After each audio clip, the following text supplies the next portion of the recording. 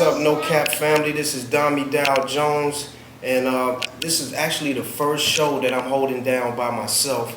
God bless Reese, man. He's a public speaker now and always on the move, and my man is building houses and getting, So congratulations to Reese, man, and shout out to him. But today I'm here with my other brother, DJ Hurricane, and come on, man, this guy's. I've personally been making media music with this guy half my life. He's an engineer, music producer, DJ, graphic designer, AI guru. And now you're an author, man. So that's really what we want to talk about. What inspired you to write a book? Okay. Well, I was going through some struggles for a few years since I had COVID back in 2020. Right. And just trying to readapt myself and readapt to this new work environment. So as I was going through different jobs and moving from contract to contract, I was realizing there were certain patterns in that. And so I just wanted to pass on some knowledge to people about how to best look for jobs, interviewing jobs, negotiate a job, and what to do in order to turn around their joblessness time in a shorter period of time. Right. So, what I was finding was, on average, people were taking 6 months sometimes to find a new gig that was comparable to what they were doing.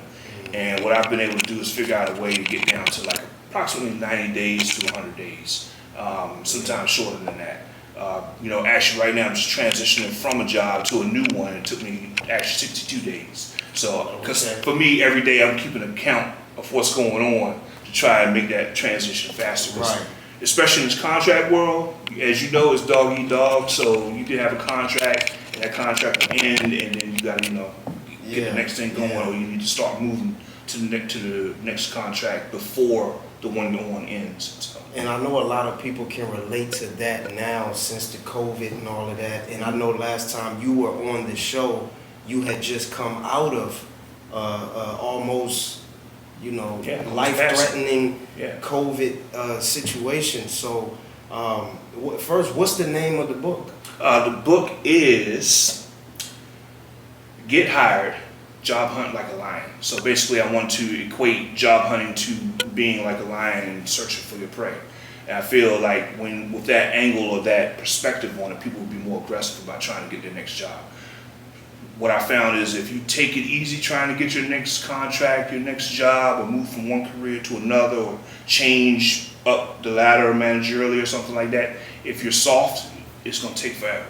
So you have to be aggressive, you have to go in with an aggressive mindset, and you have to find yourself always hunting or looking for the next thing. So you can't be satisfied, because that's not going to help you. So are you selling hard copies of this book, or is it solely digital? Right now it's solely digital because I just wanted to put it out there just for speed purposes and to get people to buy into the book. Because in addition to the book, I'm offering a resume remix service along with that, and some other things will be coming along, courses and things like that. So, but right now it's just a book. It's on Amazon. It's under my name, Jasper White. And people look up Get Hired, Job Hunt Like a Lion, they'll go right to it. Okay, so is this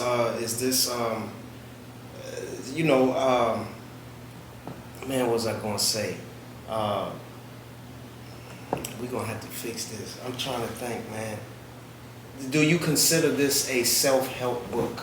Yes, this is a self-help, personal education type book to basically assist people with job hunting and job hunting skills. Because even though we think we master it because we've gone through a few interviews, there's always something new to pick up. For instance, a lot of people, especially when they're new to the job market, like this is to my younger people, when you go into a job and you're in the interview and you tell the person that you're trying to get a job from what they're giving you, they already know what they're giving you. You don't have to tell them that they're going to educate you in that trade. You don't have to tell them that you're going to learn from their coworkers. Right. They don't have to tell you. You don't have to let them know that you're going to pick up things from their work culture. They already know that. So that's a huge mistake that a lot of young people make in their first or second interviews, is they go in and they tell the employer what the employer already knows. What you really have to do is go in and explain why you're valuable to them and why you should be seated in their company. Then let them tell you what they're going to give you as far as extra benefits if they haven't already explained that in the job description. So that right there, is there an art to bragging about yourself, pitching why you're the best candidate for that role?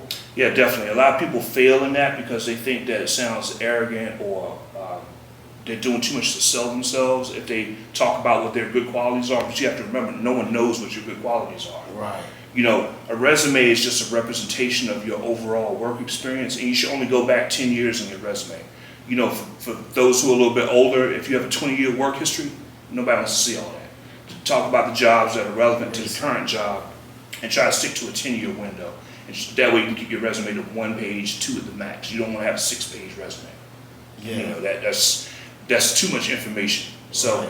you want to trim your resume down, get it nice and slim, as I call it, make it look good graphically. So get a graphic designer, someone who knows what they're doing design-wise, to put it together. But when you get in that interview and they start asking you questions, you want to answer the question that they give you, but also add on and tack on things that increase your value to them when you're answering the question. Okay. So you don't want to just sit quietly and take the questions. You want to take the interview actually and learn how to control the interview by asking your own engaging questions throughout the interview. Don't wait to that point in the interview when they say, do you have any questions for us? They're going to ask that question, and you should have 2 questions ready for that. But before you even get to that, you should already be asking them questions to help guide the discussion of what you want to talk about. So in my own case, I've been a graphic designer, I'm a UX designer now. I've worked in web, I have IT skills, I have video skills and all these other types of skills, but none of those are relevant to the jobs that I seek. I'm usually looking for UX positions where I can come in and guide a company's UX department or something like that. So when I'm in the interview talking to them, I ask them questions when they ask me questions. A lot of times I'll have to do presentations in the interview, so I have to basically take the screen over through Teams and basically go to a screen on my own, show them some examples of my work. But while I'm showing those things and they're asking me questions, I'll ask them questions about their company at the same time. For instance, if I'm showing them a workflow or a user flow where they're going through and I'm showing the user steps to a certain process, Right. I'll ask them, well, do you guys have a process like that at your company? What design systems do you prefer to use? That way it gives me insight into what their work culture is like as they're interviewing me. And it seems like that would be a lot easier than waiting till the end and trying to think of everything. But if you ask those questions as you go along, it'll show them that you're invested in the job as well. Exactly. You want to show them you're invested in the job, but you also want to have some prepared questions at the end. Like one of my favorite questions to ask any company is going to be what a typical day in their work culture is like. Okay. So that way, that's their opportunity to tell me, okay, we usually start at this time of day. We have stand-up meetings once a day. I tend to work remotely. That's my usual preference because I ain't trying to drive nowhere in Northern Virginia if I can help it. Right. So I'll ask about the remote work life. Am I dealing with people who are all in the United States? Am I dealing with people who are offshore? Sometimes developers in other countries. Yeah. So you got to know what you're getting into. I'll ask them about the sprint cycles. And a sprint is basically a time period that we work on projects. Yeah. So some companies will have 30-day sprints, some will have 3-week sprints, and some will have 6-month sprints. Those things tell me how compressed the timeline is going to be in order to get the work that they're asking me to get done completed. Yeah. So finding those things out at that time. So I always have the work culture question as number 1. I never ask about money during an interview. Okay, don't ever ask about money. You should already either know what the pay range is going to be before you get to the interview, or the HR person will come back to you after they say you're hired and talk to you about money at that time. But don't ever ask about money or benefits in the middle of a meeting because those people are trying to get to know you. They know you're there for the money. Right. They know what they're offering. Yeah, I had one of my younger cousins asked me, called me and was asking me, hey, what are some good questions? I'm up for this promotion. What are some good questions to ask in the interview? Okay. And one thing that came to mind to me was, well, what would the ideal candidate for this position look like? Right. How do you be that? That's a question I would rephrase because if you're asking someone what the ideal candidate is, you're making them think you don't think you're the ideal candidate. Okay. So that's a question where you're seeking information or intel, as I like to call it, because getting job intel ahead of time is something you should know about before the interview. So if you want to know what the position, the ideal candidate looks like, their job description tells you that. Because every job description is a perfect person. No one can ever meet all of the requirements of most job descriptions if you really think about what you're reading. You know that 6-paragraph job description they give you on the internet? That's their perfect ideal candidate. That person's always on time, they always perfect attendance, they never get sick, they have every skill imaginable, they have all these degrees. Most people don't fit everything. Okay. So typically most companies are trying to meet about 80% of those requirements. So when you want to understand the ideal candidate, look at that job description, and then when you're sending in your resume, if your resume doesn't match what's there, then you need to tailor it to match as best you can. And don't outright lie and don't outright make up stuff. But the wording that you choose to use can have a bigger impact on if your resume gets looked at. Like you want to use action words, everyone knows that. Yeah. But not just action words, but you want to also talk about results that you've gotten from previous jobs. So if you've led teams, if you've set up, new types of software companies, if you've taken leadership roles in your job, but they weren't part of your job description at the time, you need to include those things because that shows, attention to detail, number one, and leadership skills, which is what most companies want out of their employees anyway. Okay, so it's really about complimenting yourself in your answers, and then finding a way to compliment yourself in the questions that you're asking them. Exactly. So, how would you do that? How would you go about complimenting yourself in your questions? I wouldn't even call it complimenting. I'm just going to state the facts. If I led the team, I led the team. If the title was Senior UX Designer, the title was Senior UX Designer. And I talk about what that employs. So I'll say things like, we've changed around a software's layout to increase performance by X amount percent if I have any kind of analytics to back that up. So always use data to back up whatever you say. People tend to reflect more positively if you use numbers, 32%.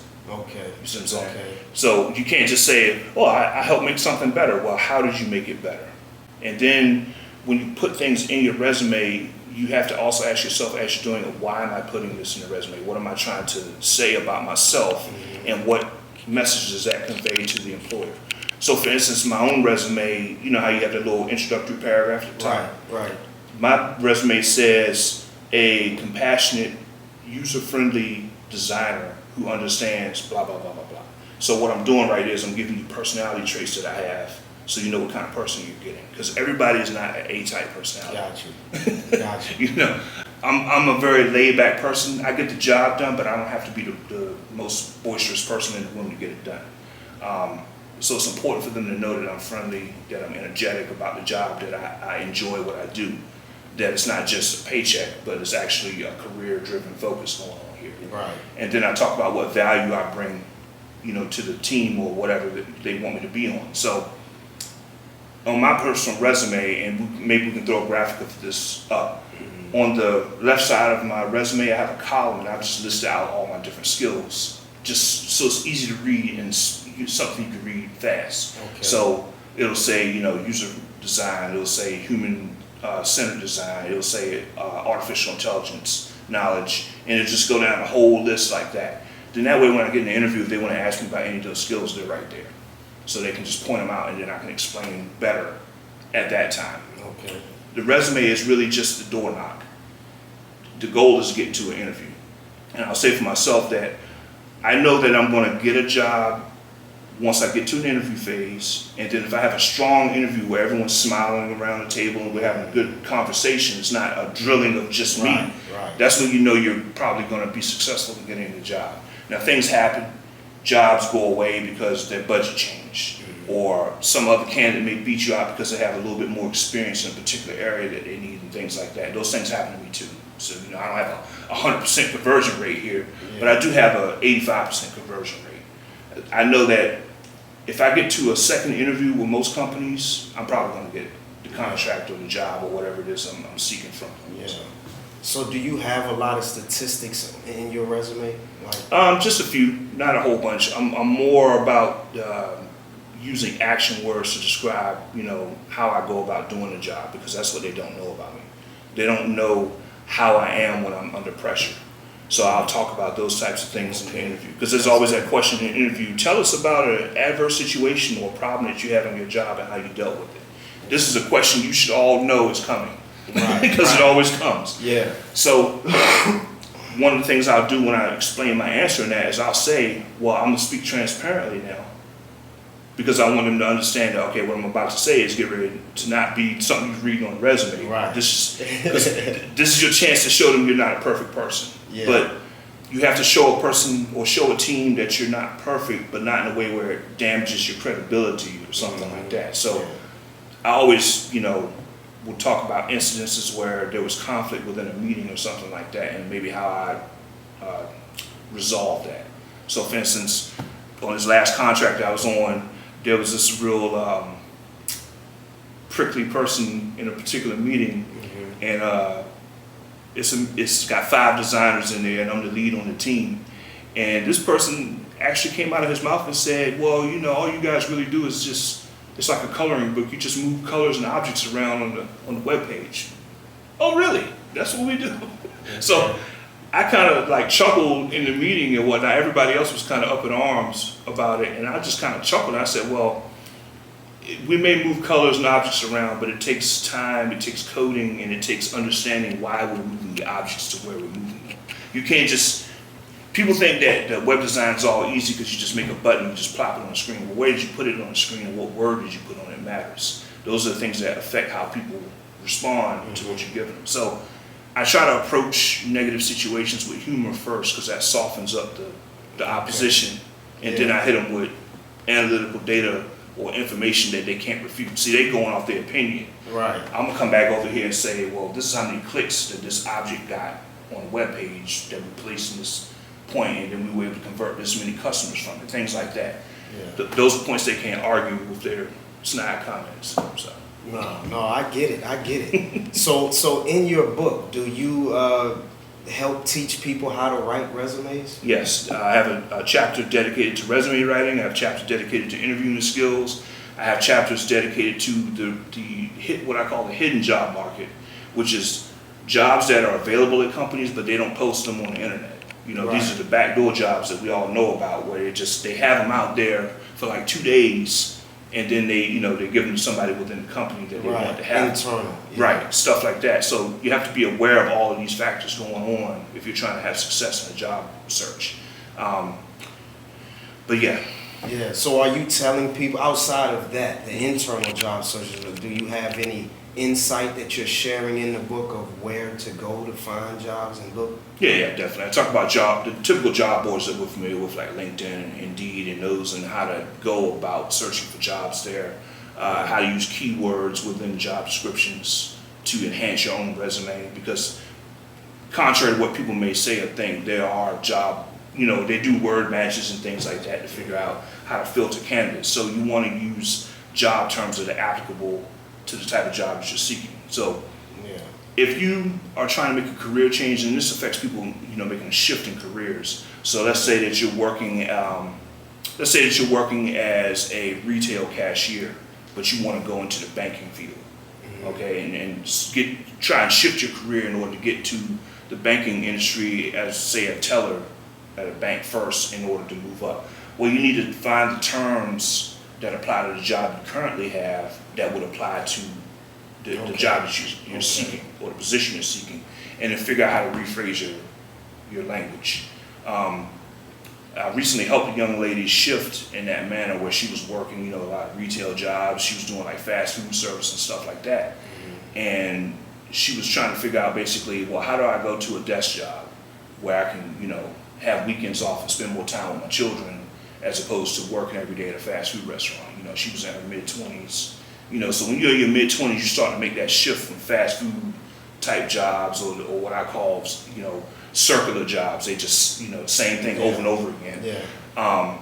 And so I basically took her resume that she currently had, and I analyzed it, and then I took the keywords for the job that she was seeking, where she wanted to get into the banking industry, and I just looked at what was comparable. Right. And then rephrased things to make that match more. To cater. Exactly. Yeah. And then she was able to move from that industry into the banking industry in a 90-day window. So It felt good to help them. It's so many people that come to me and they want to, get into the IT field. Mm-hmm. And the first thing that comes to my mind is, well, the certifications. Like, it's all about those certifications. And it's almost like, even from there, that's not enough information for them. It's like, and I'm like, it's kind of like you have to hold their hand and walk it down. Yeah. So, what advice would you give people like that just don't know where to start? They're like, oh, I need a cert. You tell them what certs to get, and it's still like... Yeah, the cert game is challenged also because it's expensive. Yeah.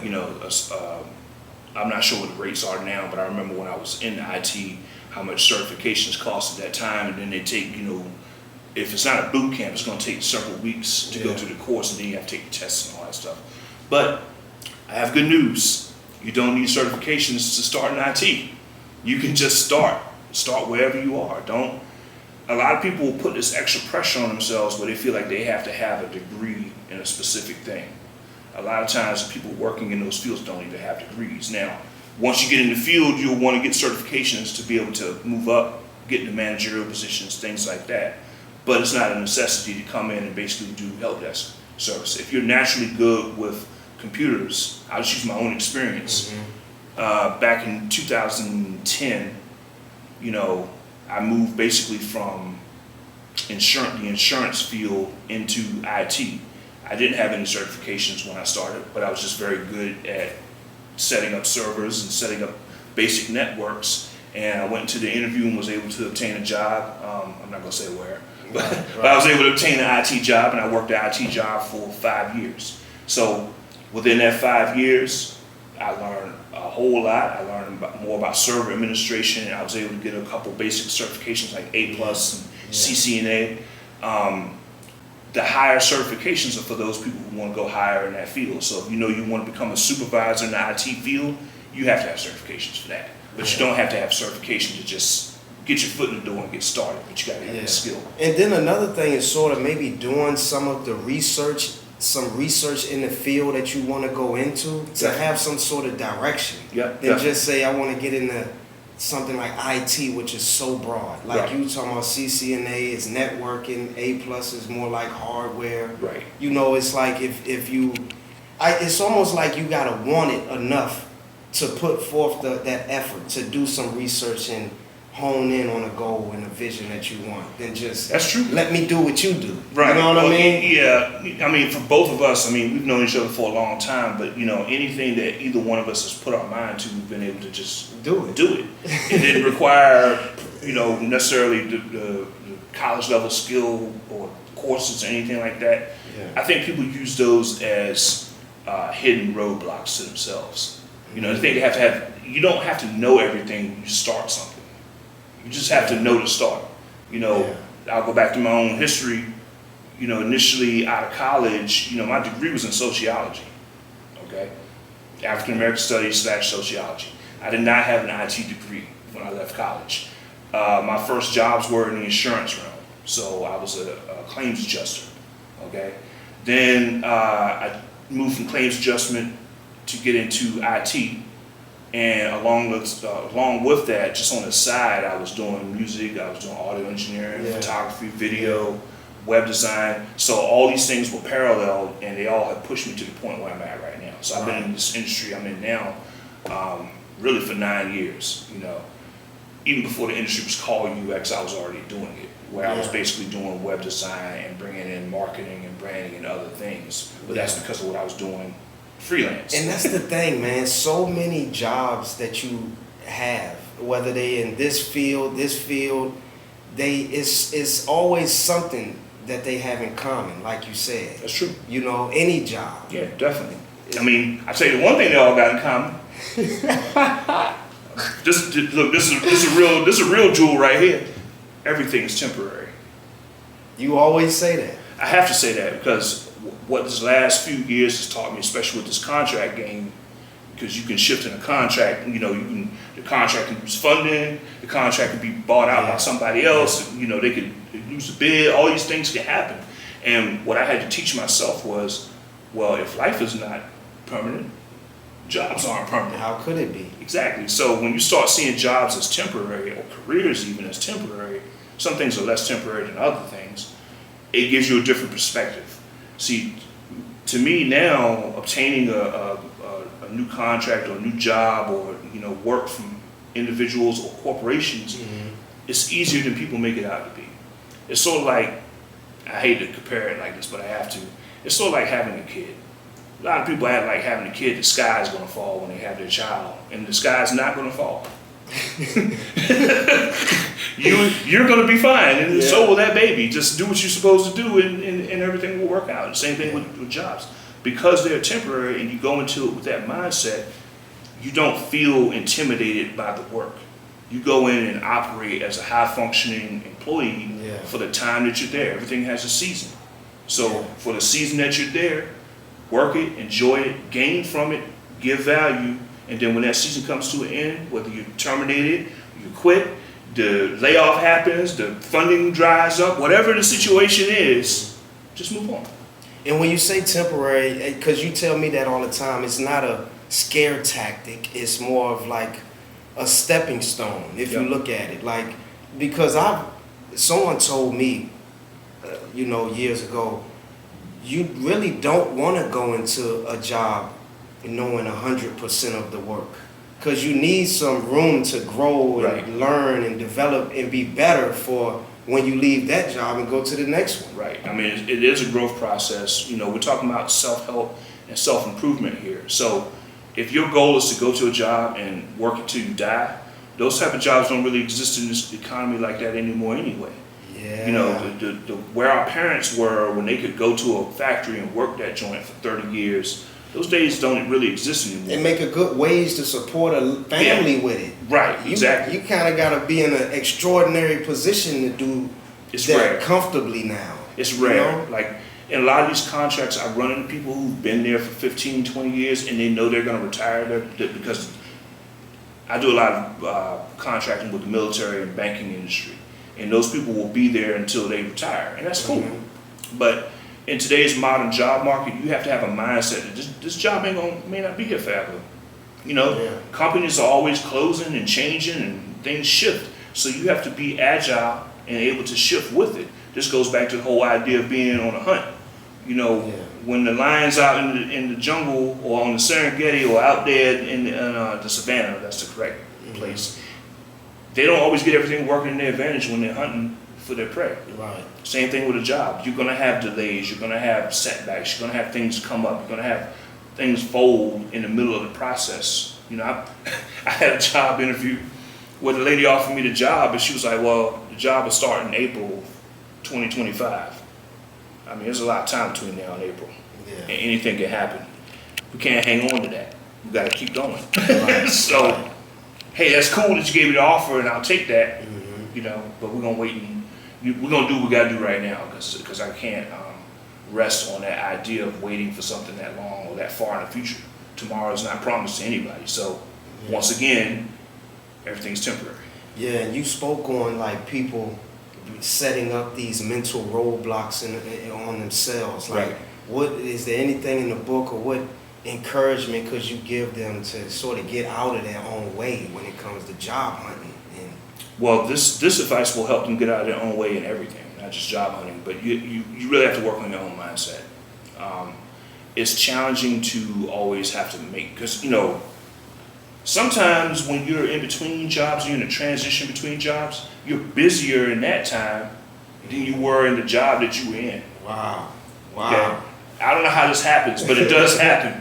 You get more phone calls, you got more stuff to do at home, you got all these different things going on. So you have to basically execute job hunting as though it's a job in and of itself. It is. Because it is. It keeps you busy. It takes hours. You have to talk to a lot of people. You have to be able to present yourself on the phone, and you have to have your elevator pitch down. You need to know what you're going to say when people call you about a job. Right. So, little tip here. So if you're out there in the career search and you start getting phone calls from recruiters, I can let you guys know with certain accuracy, if the recruiter, I probably shouldn't say this because somebody might take this the wrong way, but I got to keep it 100. No cap. If the recruiter is not very well spoken, in English, that's probably not going to be a real job that materializes for you. I'll just say it like that. Okay. If, I know where you're going. yeah, if their communication skills are not strong enough for you to be able to understand them on the phone, Yeah. how are their communication skills going to be strong enough to get you an interview with an actual employer? Okay, so you gotta take those calls with a grain of salt. So I don't just waste a lot of time talking to recruiters, because when you get to these higher career fields, these six-figure job fields, you're going to get a call from a recruiter typically first, and they're going to do a screening call with you, which usually takes approximately 15 to 25 minutes of your time. And you need to have your elevator pitch down, you need to know what you're going to say about yourself, and you need to know how to talk about your resume to them. That's the first gatekeeper. Then they usually will set you up with the actual interview with the organization that's trying to hire someone for either the contract or a permanent position or whatever it is. That first interview is usually going to be with the hiring manager, someone like that. If you're in a technical field like me and the brother here are, Yeah. the second interview is usually going to have a technical person involved. Right. And then if there's a third interview, it's usually going to be a C-level associate, like a CEO, CFO. From there, something it's like just that. kind of getting. That's a conversation, yeah. It's formality. Right. They're just making sure that you would fit into their work culture and that they like your personality. Yeah. So they ask a lot less work-related questions. They ask more, well, what's your philosophy about this and how do you feel about that? This is where your mindset got to be right. Right. You got to have a positive, strong mind. Like you said. Right. And even though, because job searching can be difficult sometimes, you have to be in a headspace where you know you're going to get it. Because it's eventually going to come. No storm lasts forever. Right. You know what I'm saying? So you have to show and exude positivity and confidence when you're talking to the different levels of people. And a lot of times that alone can land you a job. Yeah. That's sort of how I made the career change from janitor to IT. Yeah. It was solely off of my mindset and my positivity. It just sort of exuded. And I guess I sort of believed that something greater was for me. Yeah, you knew that. You knew it was going to happen. I didn't know it was going to be IT. You know, I didn't know what it was going to be. Right. Probably music. Right. You know, I just knew it was something greater. And that is what brought me to something greater. What did you major in when you were in college? Business. Right. Business. So Which had nothing to do with the actual career field that you've ended up in. But no, it was just the check in the box. That degree was sort of just a check in the box, because if I had never gotten that degree while I was a janitor, they would have never gave me that shot. Yeah, the degree was a gatekeeper. It was less likely. Right. I would have really had to try to sell them, but with what? But see, you know, that's the thing. When you show that you have gone to college, even if it was for 2 years as an associate degree, like the community college, or if you've gone to college for X number of years, but let's say you didn't get your degree, but you have 3 years of college under your belt, you could have left for any number of reasons, right? Yeah. What that shows an employer is your ability to understand a system. That's it. Right, because jobs are about systems. So when you can show an employer that you understand how to work systems and turn them into valuable assets, that's what makes you more of a valuable employee than the person who doesn't understand why they're doing what they're doing. Yeah. If you have that kind of mindset and you don't have focus and understanding why you do what you do, that's a huge turn off to an employer. They want to know that they can trust you with their business, whatever it may be. Even if it's a simple job, they still have to be able to trust you as a person, to get the job done, to make the value of their company go up. So to anyone out there interviewing, make sure that you represent the value that you bring to an employer, because that's a key thing. Yeah, and I think that's the tough thing. And I've seen people, go for job interviews and stuff, and then the hiring manager may say, oh, we're looking for someone a little more assertive or like aggressive or something. And I'll be like, well, that job wasn't for you. Right. Because that's not who you are. Right. That saved you by not getting it. Yeah, sometimes, it took me some years to understand this wisdom, but it's a true thing. Sometimes a shut door should stay shut. Yeah. I've had those situations too where okay, I thought I should have gotten a job, but I didn't get it. But then when I look back on it, maybe the person they gave it to needed it more than I needed it at that time. Those are decisions I don't make. That's above my pay grade. Yeah. But every door is not meant for you to walk in, and sometimes a locked door should just stay locked. Because you can learn from that shut door. Right. And I heard someone say this: when that door shuts, every other door opens. Right.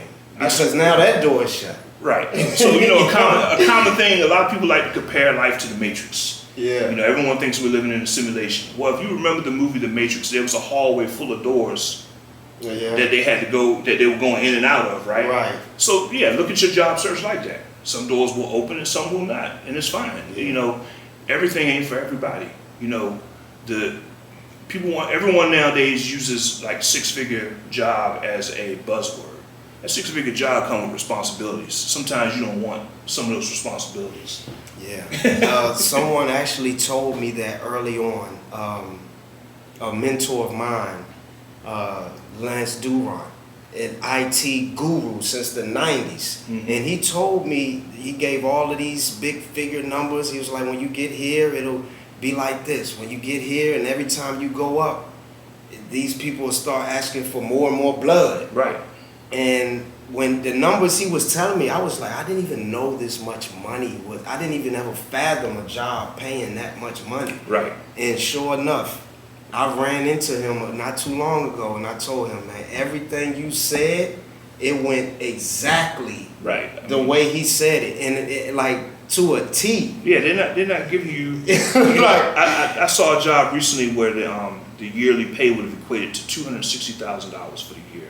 You're not getting that $260,000 a year job without having to giving blood, giving blood, sweat, and tears in some cases. Yes. You know, we all want to be financially successful and viable, but sometimes there are other things to jobs that you have to pay attention to. You know, for me, it's the way that I'm interviewed. I pay attention to that heavily now. Yeah. If they micromanage you in the interview, they're gonna micromanage you on the job. Okay. You know. That's a telling sign. Yeah. Right? You know, when I'm giving a presentation and they ask me certain kinds of questions, then you have to start thinking. You have to extrapolate that out. Man, they asked me this in a 40-minute interview. What they gonna ask for every day? You know what I'm saying? That is because you are interviewing them too, even the recruiter. Because I've had recruiters just go straight to business, just trying to push me through to the hiring manager. Just trying to get a commission. Yeah, that's a conveyor. Yeah, and it's like, man, okay, if he treat me like that, then I'm gonna treat them. It's just a hustle to me too. Right. I mean, you know, I've been on teams where they overhired.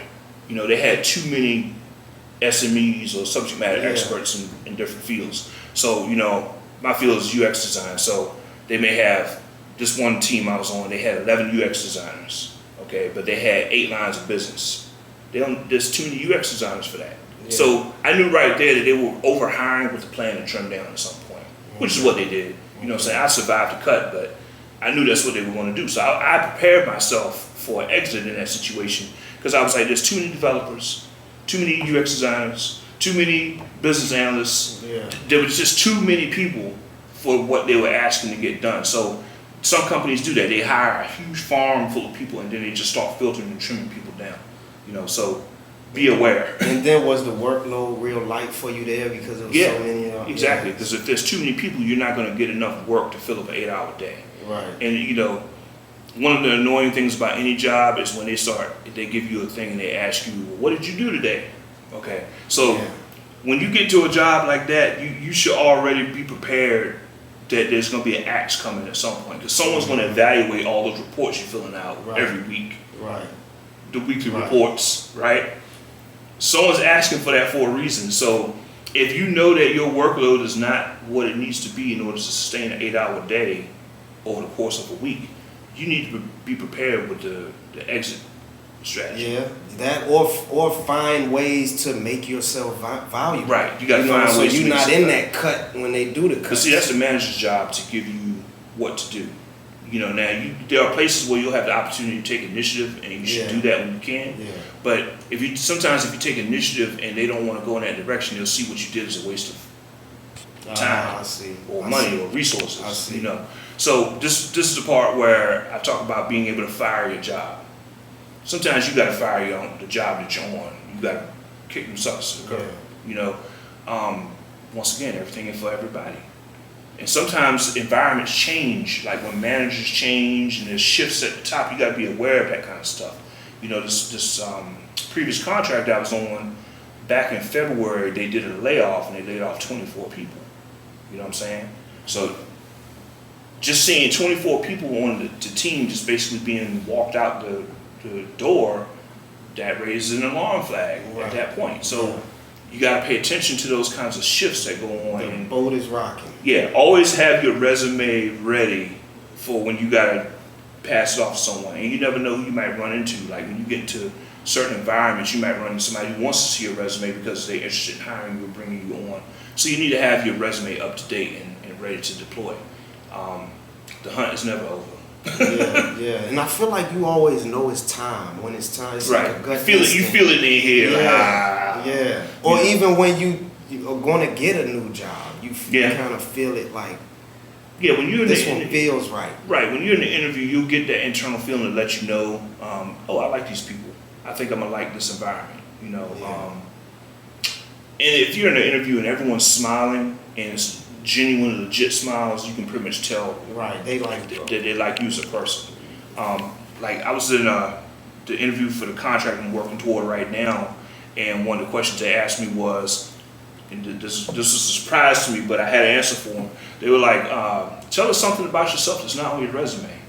That's a difficult one. Ooh, that's a little curveball right there. Yeah. I said, "Ooh, that's a good one," because in my mind I was like, "Ooh, there's a lot of places I could go here." But what I did in that capacity or at that time, I just talked about, you won't find on my resume that I'm a musician.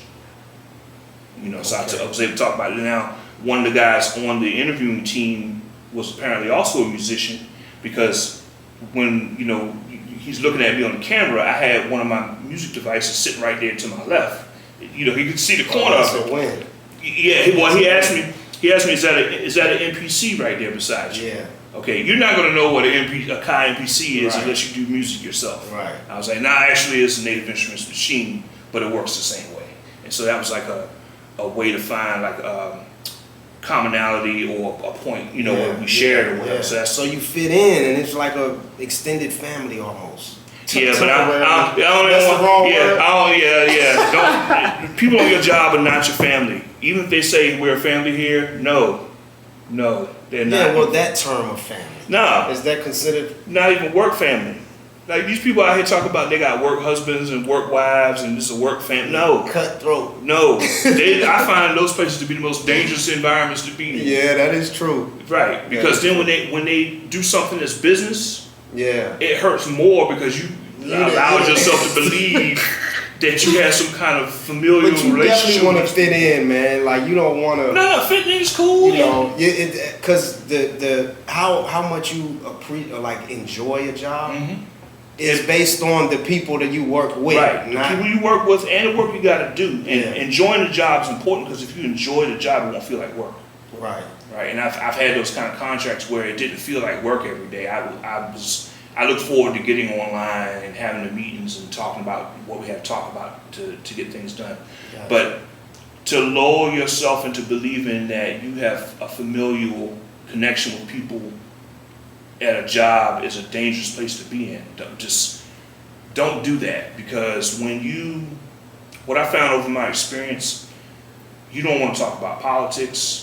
You don't want to talk about a lot of things that you would really talk about with your friends in a job situation. And that's a mistake that a lot of young people getting into the workforce make. They want everyone to be their buddy and their friend. I'm not saying they're your enemy. Treat them with respect and be professional and all that type of stuff. But they shouldn't know your phone use habits.